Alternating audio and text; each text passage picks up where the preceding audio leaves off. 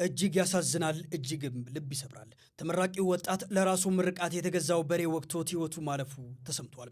በደስታና በፈገግታ የደመቀው ቤት በአንድ ጀንበር የለቅሶና የዋይታ ድምፅ ሲሰማበት ማየት እንዴት ልብ ይሰብራል።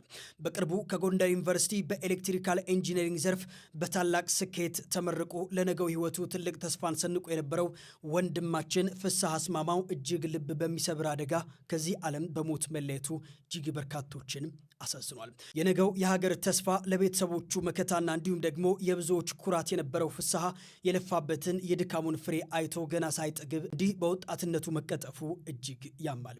ይህ ተስፋ የተጣለበት ወጣት ከሳምንታት በፊት ነበር የምርቃት ካባውን የደረበው።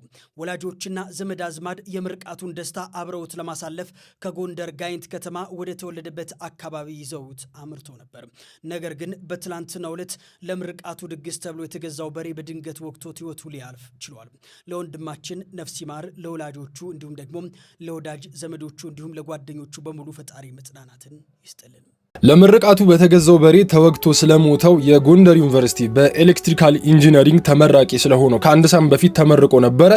ለምርቃቱ በተገዛው በሬ ተገድሎ ስለሞተው ወጣት ትንሽ እናውራ። ይሄ በምስሉ ላይ የምትመለከቱት ወጣት እንግዲህ ከአንድ ሳምንት በፊት ተመርቆ ከጎንደር ዩኒቨርሲቲ ወደ ቤተሰቦቹ ሄዶ በሬ በመግዛት ከቤተሰቦቹ ጋር ደስታውን አብሮ ሰለብሬት ለማድረግ በተገዛው በሬ ነው ተገድሎ የሞተው። እስቲ ዛሬ የሱን የሞት ዜና ልነግራችሁ ሳይሆን ከኛ ህይወት ጋር ይሄ ነገር ምን ያገናኘዋል የሚለውን ትንሽ ትንታኔ ሰጣችኋለሁ። ይሄ ቪዲዮ ለማንኛውም ሰው ስለሚጠቅም ሪፖርት ሼር እያደረጋችሁ አድርሱ። አብዛኞቻችን ሰዎች በተፈጥሯችን ሁላችንም እንደ ራሳችንን ሁሌ ዘውታሪ አድርገን ነው የምናስበው። መቼ እንደምንሞት አናስብም። እኔ እኮ ሟች ነኝ ብለን ከፈጣሪ ጋርም ከሰዎች ጋርም ያለንን ግንኙነት አጥብቀን አንይዝም። ጌታችን አላህ ምን ይላል? ወማ ተድሪ ነፍሱም ማዛ ተክሲቡ ገዳ፣ ነፍስ እኮ ነገም እንደምትሰራ አታውቅም። ወማ ተድሪ ነፍሱም ቢአይ አርዲን ተሙት፣ ነፍስም በየትኛው ምድር እንደምትሞት አታውቅም ይላል። አሁን ለምሳሌ እኔ ኢትዮጵያ ነው ያለሁት። ኢትዮጵያ ነው የምሞተው ብዬ አስቤ ሊሆን ይችላል። ነገር ግን ማላቀው ሀገር በቃ ጭራሽ ከዚህ በፊትም ኢማጂን አድርጌው ማላቀው ሀገር ሂጄ ልሞት ይችላል። አሁን ይሄ የጎንደር ዩኒቨርሲቲ ተመራቂም እዚህ ደረጃ ለመድረስ ለመመረቂያ ሁሉ አመታት ምን ያህል እንቅልፉን ሰውቶ ሲያጠና እንደነበረ፣ ምን ያህል ከሰዎች ከጓደኞቹ ርቆ ለትምህርቱ ጊዜ ሰጥቶ ሲያጠና እንደነበር ምናቀው ነገር የለም።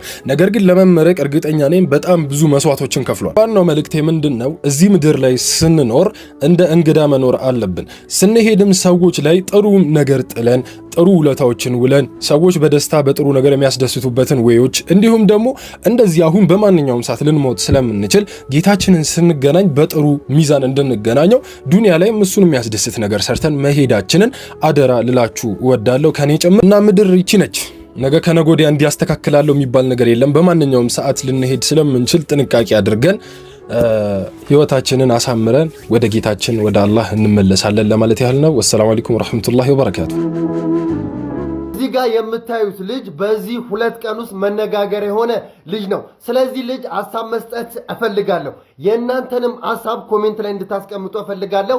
ቪዲዮንም ደግሞ በደንብ አድርጋችሁ ሼር አድርጉት። እዚህ ጋር የምታዩት ልጅ አካውንቴን በ100,000 ብርም ቢሆን ሽጬ ሻይ ቡና እያልን ብዙ ሁነን ስለ ውዱ ነብያችን ሰለላሁ ዐለይሂ ወሰለም ስለሳቸው ቁጭ ብለን ማውራት እፈልጋለሁ አለ። እንድታቁልኝ ምፈልገው ውሸቱም ይሁን እውነቱም ይሁን እሱ አላህ ነው የሚያውቀው። ውዱ ነብያችን እወዳለሁ ከሚል ሰው ስለሳቸው ማውራት፣ ስለሳቸው መስማት፣ ስለሳቸው ስብና ማወቅ እፈልጋለሁ ከሚል ጎን መቆም እፈልጋለሁ።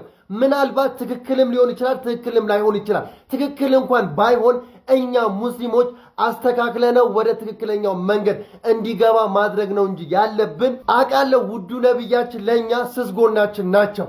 ስለዚህ እስባት የእሳቸውን ስብህና ገዝቶት መጥቶት ሊሆን ይችላል። እንደዚህ አይነት የሚመጣ ሰው እዚህ ብሎ የሚመጣ ሰው ትሪት ልናደርገው ይገባል። ልኮ ገንዘብ እኮ አልጠየቀንም፣ አካውንቴ ሽጬ ነው ያለው አይደለም። ስለዚህ ከጎኑ ሁነን ከተሳሳተ ወደ ቀጥተኛው መንገድ ወደ ትክክለኛው መንገድ እንዲገባ ነው እንጂ ማድረግ ያለብን ልናርቀው አይገባም። እንደ ሚዲያ ላይ ውዱ ነብያችን እየተሳደቡ ቲፎዞ እያገኙ ገንዘብ እያገኙ አይደል እንዴ? ስለዚህ ይሄ ልጅ እያለ ያለው ሆነ ፕሮግራም አዘጋጅቼ ስለሳቸው ጥሩ ነገር እንዲወራ ፈልጋለሁ አለ። እኛ ሙስሊሞች ደግሞ ያ መድረክን ማመቻቸት መጣር ነው ያለብን ሚል ነገር ነው። አሳታች ላይ ልጁ የፈለገ ባህሪ ቢኖረው አይመለከተኝም። ዛሬ ማንንም ይሁን ውዱ ነብያችን እወዳለሁ ብሎ የሚመጣ ሰው ካለ ዛሬም ከጎኑ እቆማለሁ፣ ነገም ቢሆን ከጎኑ እቆማለሁ። በተቃራኒ ምቆመው የውዱ ነብያችን ጠላት የሆነ ሰው ብቻ ነው። ስለዚህ ሼር እያደረጋችሁ የእናንተንም ሀሳብ ኮሜንት ላይ እንድታስቀምጡ እፈልጋለሁ።